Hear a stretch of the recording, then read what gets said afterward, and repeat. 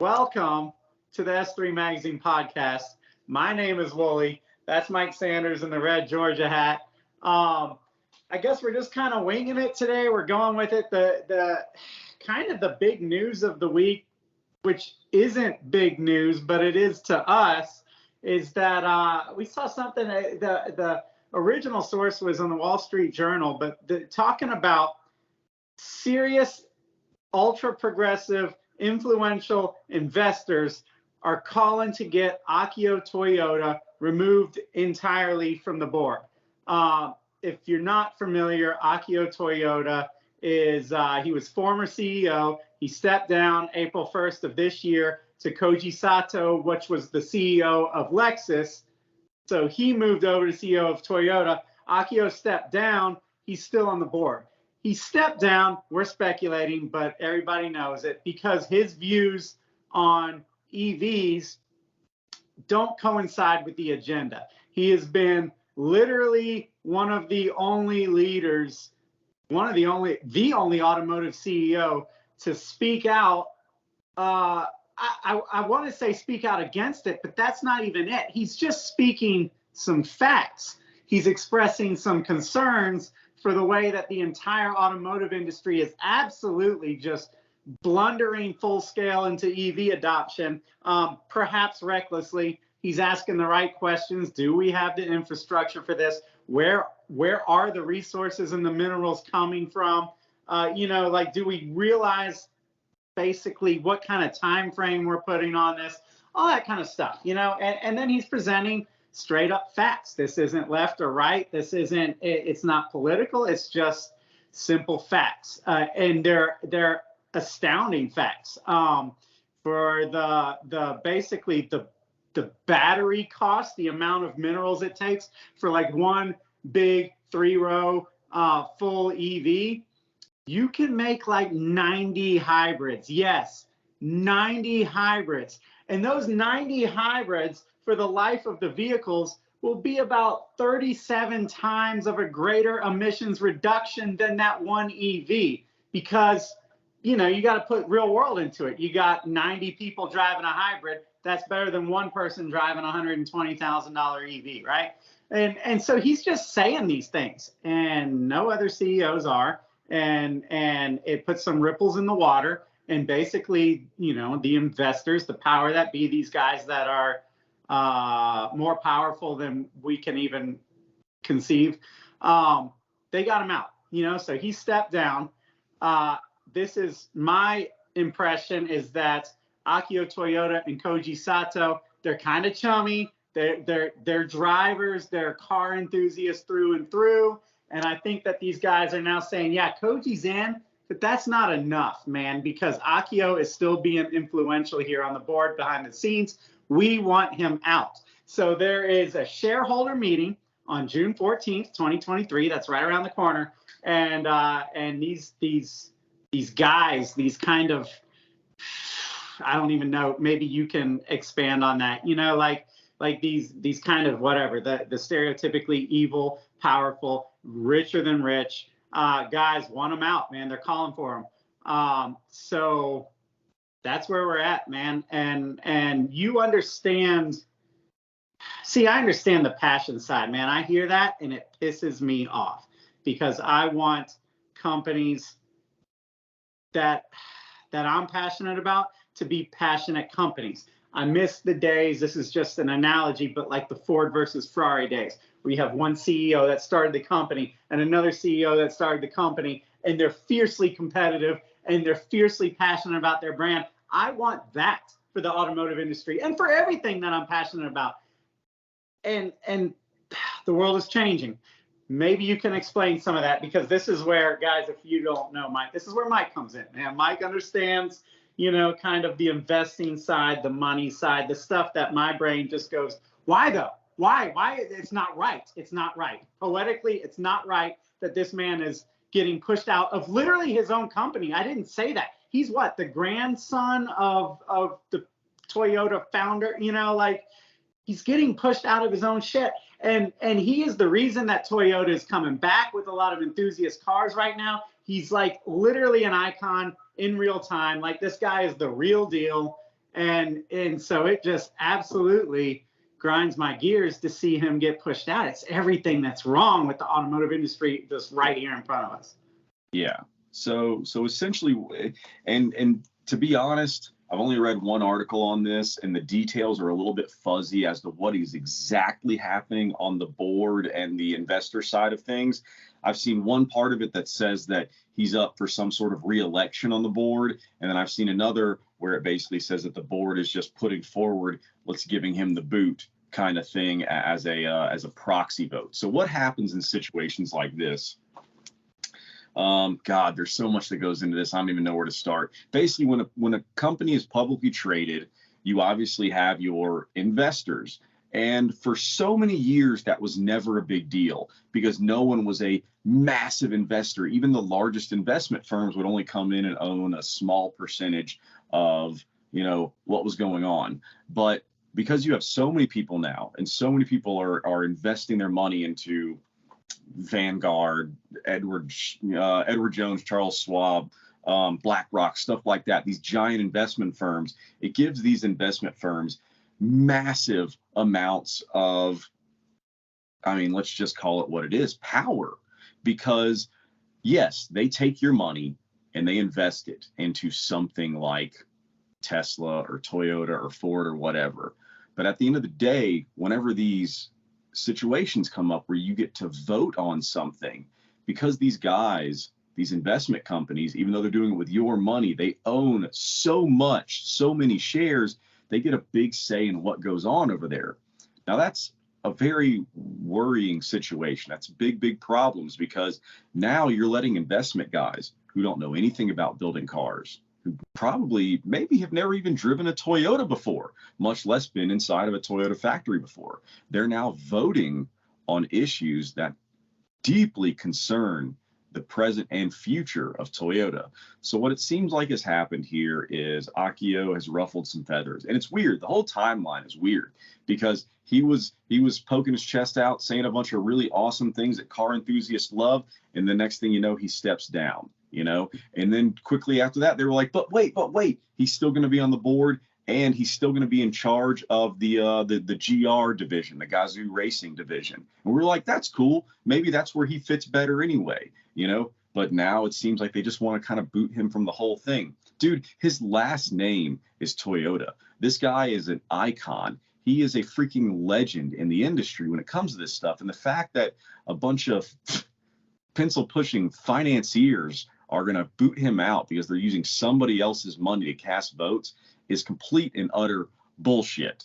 All right, so I kind of went on a tangent there, but basically, yeah. So that's what's happening here. They're putting it to a vote, and it's. I'm just going to read to you this article, or not the article, but just this one little paragraph. News reports say the California Public Employees Retirement System, also known as CalPERS. Okay, so that's an investment firm that's specifically full of just California public employees, and it is their retirement fund. Okay, of course it's coming from California. Okay, and New York City's Public Worker Pension Fund, exact same thing, but in New York, have voted against Mr. Toyoda's re-election. And the proxy advisory firm Glass Lewis has recommended that shareholders do so as well, because hey, here's the thing, you get a vote too. Like I own some Toyota stock, and because of that, I get a little letter in the mail saying, hey, would you like to vote on this? And I always go, no, because I'm poor and I don't own nearly enough shares for it to even matter. You're going to get my vote, you're going to throw it away. It's not worth the stamp for me. But people who have big time skin in the game, especially when you have someone else's big time skin in the game, they absolutely use that vote. They say Mr. Toyoda deserves the boot because Toyota's board isn't sufficiently independent of management. Now, that is a very, very wordy lawyer speak statement right there. But what it sounds like they're saying is Akio still has too much influence, and because of who he is and the charisma and the name that he brings, people are going to listen to him more than they listen to the board. So therefore, we need him gone, because at the end of the day, what do these financial companies want? They want a nameless, faceless CEO who is just a suit and going to go in there and push agenda and make profits. That's all they want. They don't want the signaling of cars are amazing, and they don't care about the soul of it anymore. They just want the money and the power and the influence. That's it. And that's what's happening here. And it sucks because Akio's a good guy. He deserves a hell of a lot better than this. And it absolutely sucks. I'll tell you what, this is all posturing. This is all political posturing, and definitely a lot of, I mean, this is essentially, whenever you hear somebody say hostile takeover, this is very similar to what it is. This is kind of like a hostile takeover. If I were Akio, as soon as I got word that they were going to try to do this, I would start buying up as many shares as I could possibly afford, because at the end of the day, it all comes down to the power of the mighty dollar. What can you afford, and what can you do to use it to change? The fact is, the more shares he owns, the more votes he gets to vote and reelect himself back in. So if he can go out there and do some handshaking and baby kissing, and on top of that, go in there and buy a whole shit ton of shares with money that he hopefully has saved away for the rainy day. Rainy day's here, Akio. Go save your freaking company. The first way to do it is to buy back as many shares as you can and kick these stupid ass financiers out. Yeah, because, and again, this is your domain. I'm just saying things, so tell me if I'm off base. But it seems like these guys, these ultra-progressive California, New York City-based investors, they don't want what's best for Toyota. They want, and this is what I cannot get my head around. How do we get this far off the rails? They're investing into Toyota, but it's not because they want what's best for Toyota, or even their investment back from Toyota. They're kind of investing into their other investments, which I know might sound really confusing if you're listening to this. Follow me here, though, and you too, and tell me if I'm wrong, Mike. Like, these guys, their wealth is unfathomable to you and me. Okay, like, and to anybody listening, we don't understand. It's so far beyond greed for the mighty dollar. It's turned into power and influencing your agendas on the world. So, and it's also greed for the mighty dollar for you and generations of your kin. So these guys could potentially be investing, right? They get together. They literally get together, you know, in different places across the world and decide what they're going to do to manipulate the world. So they decide EVs are happening. Therefore, it's happening. And the rest of us are just pawns. They go and they invest into lithium. They go and they invest into cobalt. They go and they invest into charging infrastructure, and they buy their political team and all of that kind of stuff. And then when somebody like Toyota, see, Mary Barra from GM, she's a yes woman. And Jim Farley from Ford, he's a yes man. They are exactly the right CEOs that the wealthiest people in the world want in place. Then you have an enthusiast, kind of a renegade, a family of the founder guy like Akio, and he's not controllable because he's authentic. They don't like that. So when they speak out, when Akio speaks out, when he speaks truth, they shut it down. And it's worth taking a hit.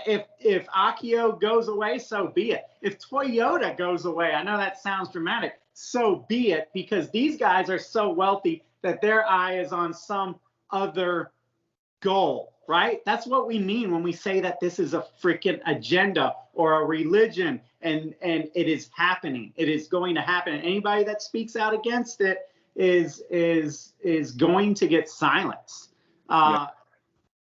And here's the thing, like, it's all just moving money around. It doesn't even hurt these guys. You say, well, aren't you hurting their investment in Toyota and then they're losing money?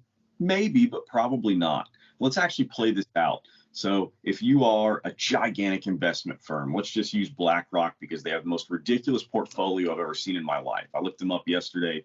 I think that they control over $10 trillion worth of assets. Okay.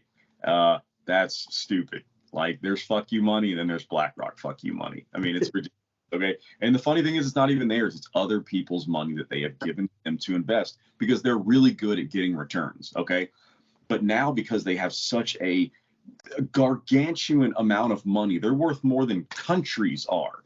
Okay. Think about what you can do with that buying power. Like think about how much the game has been stepped up. And if your job all day, every day is just to invest, it's too boring just to say, I don't know, man. I think that artificial intelligence is going to go up. So let's go put money into NVIDIA. That's a great idea, but that's not like a large enough scale. So let's just think about it. They say, you know what? This Akio guy is getting out of freaking line. We have a lot of money tied up in lithium and cobalt and battery manufacturing and Tesla and Rivian and all this. Like we need for this EV future to actually happen, and we need it to happen fast. We need as few bumps in the road as possible. So let's think about it. Okay, so let's go buy a bunch of Toyota stock, enough to where we can actually make a difference when it comes time to influence the board and vote to get the squeaky wheel. Yeah, to get the squeaky wheel gone, to get the results in the election that we want. Okay, so they buy in. All right. So now you've used other people's money, millions, if not billions of dollars, to go and invest in there. Okay. So you set your price, your money is invested. You have not lost any money yet. In fact, you're possibly making even more money because Toyota's doing very well. Okay. You start to cause the problems. You make this vote come up. You put Akio on the hot seat, and theoretically, they get their way and they get him ousted and it all goes away. That stock might move a point or two up or down in that time period. But then after they get the vote that they want and it ensures the EV future, all they have to do is sell the Toyota stock. All they have to do is get rid of it. And then at that point, they haven't lost any money, maybe a little bit, but nothing worth giving a shit about. Not when you've just solidified the fact that you're in control of an entire emerging industry. Yeah, that's the thing. They've achieved the higher goal there. Man, when you were telling me about that, what was it, yesterday, and it kind of hit me like a freaking ton of bricks, dude. And it's just, what a freaking mess. You know what I mean? And it's kind of like, is this, God, I hate to even say it because I love capitalism, but is this the culmination? Is this the point where it starts to eat itself? Because these elite that have so much, that are playing with other people's money to manipulate their agendas into the world, when does that eat everything? Like, yeah, so this is a perfect example of, and again, I love capitalism too. It has served me and my family well. We're not rich, but we get by and we live comfortably. You're in the same situation. Capitalism does well for our families. That being said, this is a perfect example of capitalism going way too far in one direction and it immediately just becoming corrupt. I mean, there's really no other word for it. Whenever you get to a situation where an entity or a person has so much money, because let's just call money what it is. It's power. It's power. It's voting ability. It's influence. Okay. Whenever one entity has too much of that, it tips the scales and it allows that person to do what seems like simple things that have dire consequences that other people are not allowed to participate in. Like the normal person can't go sit on a board and have power and influence over what Toyota is doing. I mean, think about the amount of power and influence that they have. They have so much power and influence here that they're talking about getting rid of the guy with the last name of Toyota from the company Toyota. Yeah. Think about that for a minute. Yeah, and they've turned him in. They've already done it. I see it on the, the pro EV side of the arguments and stuff. Like, those guys have turned on Toyota. And I'm like, really? Mm-hmm. You've turned on Toyota, the company that pioneered the hybrid before it was cool. The company that was doing this before any of you guys were doing it for fashion. They were doing it. They've sold 23 million, I think I said in an article, like hybrids or plug-in hybrids or full EVs. Toyota has. That's more than anybody else has sold, period. So that right there in and of itself is proof that this move is not about being green or climate change or sustainability or any of those bullshit words that they throw around. this is, like you said, a hostile takeover, and they're doing it under these false pretenses of saying, oh, well, he's not on board with the future of sustainability. That's just keeping the useful idiots like you and me and everybody else cooperative and compliant. You know what I mean?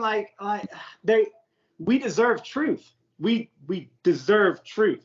Akio Toyoda has earned a platform. He has been in this world since he was in diapers. He has earned a platform to speak. He understands the automotive industry. He understands automotive manufacturing. I want to hear from him. And these people are silencing truth. Mm-hmm. Yeah, it's seriously messed up. And again, to go back to the original point, the people voting on these don't know shit about cars. They certainly don't know anything about Toyotas or building them or running the factories or running the distribution network or keeping your dealers in line or setting MSRP or dealing with warranties and recalls. And they don't know anything about that. They're not automotive manufacturers. They're just groups of people who happen to have heavy opinions and heavy investments of other people's money that they're using to influence the trajectory of companies. And electrification is the biggest disruptor that's ever happened to the automotive industry since the automotive industry. So these people that are using everybody else's money to become the richest people in the world and the most powerful people in the world, they see the opportunity. Like throughout history, if you control the transportation, you're very, very, very rich. That's whether it's rail, whether it's interstates, you know what I mean? Like if you can control the transportation and how people charge their vehicle, you're going to become very, very, very rich for the next century. I don't, that's it. That's the frustration. I don't have an answer. If you're looking to me or Mike, you're better off looking to Mike, but neither one of us can, you're powerless. Your voice is powerless in this type of situation, because if they want this to happen, it's going to happen. It's just going to happen. And we can speak out about it, but as soon as you get big enough to actually have a voice, like Akio, they crush it. You know what I mean? And it's man, I don't know. I don't know where we go from here. My brain is going down the route of what happens to innovation. You know what I mean? Like, I think in this world of publicly traded companies, we're seeing it play out, man. Passion, innovation, it's all kind of dying. You know what I mean? Like, we see it all the time. I don't know if this is another topic for another day, but just in the automotive aftermarket, in our small corner of it, you have companies, I won't name names, but that started out as passionate, independently owned, legendary type of companies.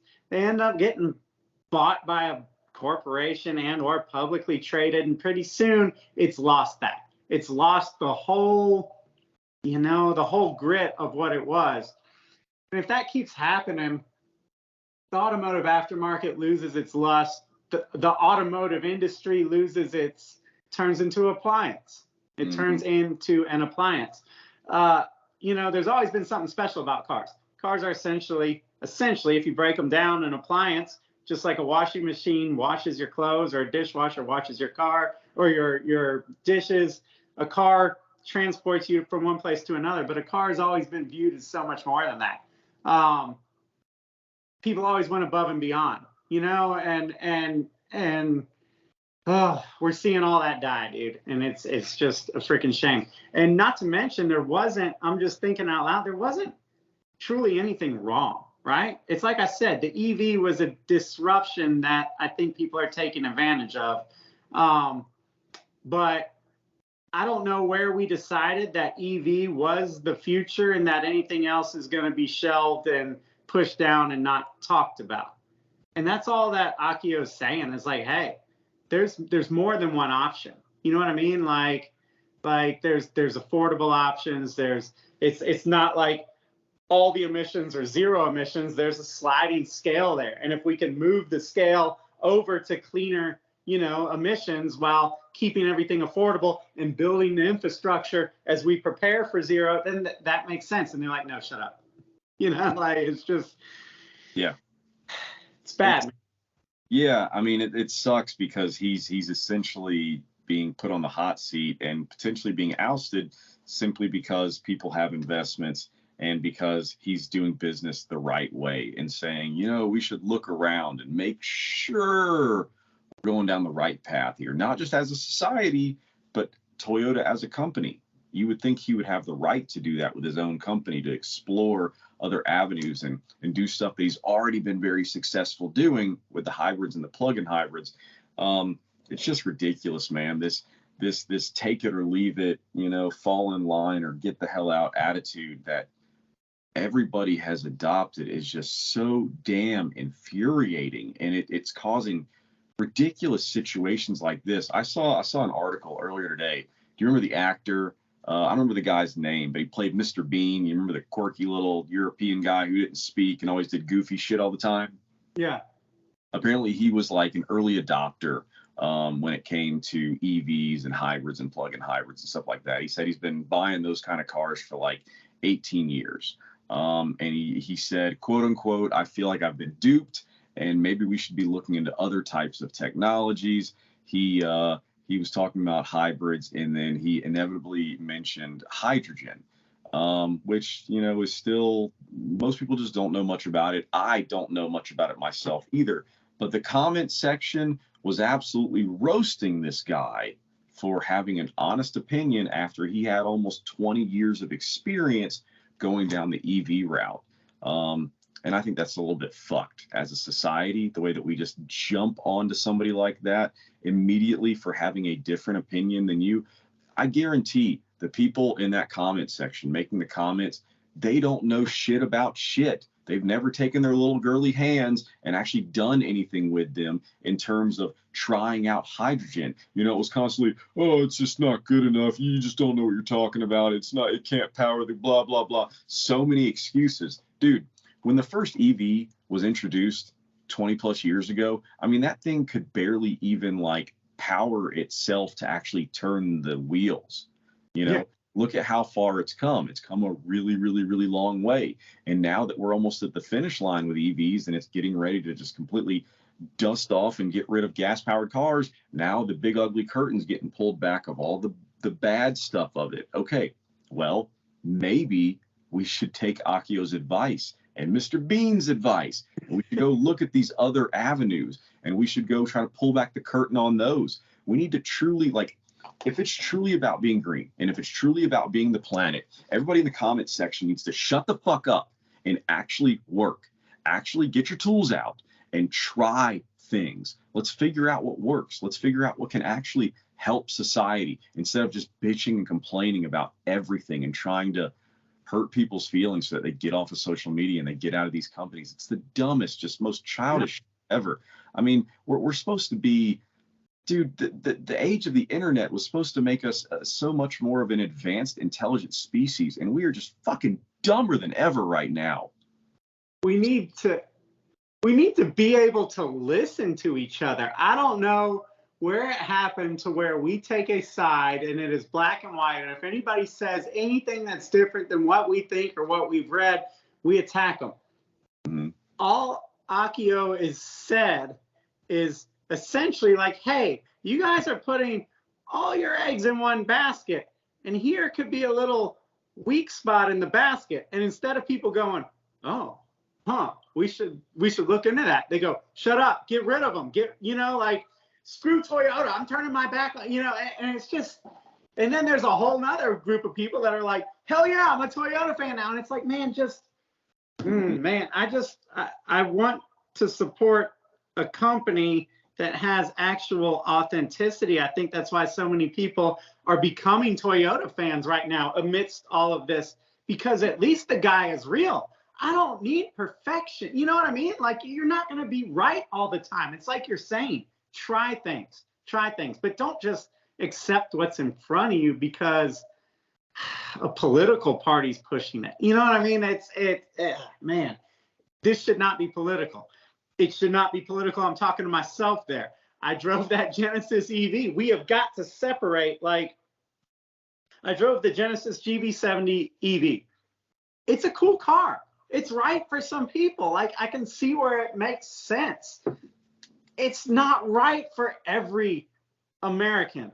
You know what I mean? And so, like, even people like you and me that are car enthusiasts, and we've got to separate EVs from the fact that they're being forced. I don't hate the idea of EVs entering the marketplace. I have to say this now all the time. I hate the fact that it's being forced, and I hate the fact that it's being forced under a false premise of being better for the environment. Those are questionable. Like, I don't want to say that's a lie. It could be better for the environment in certain circumstances, certain usages, certain environments, stuff like that.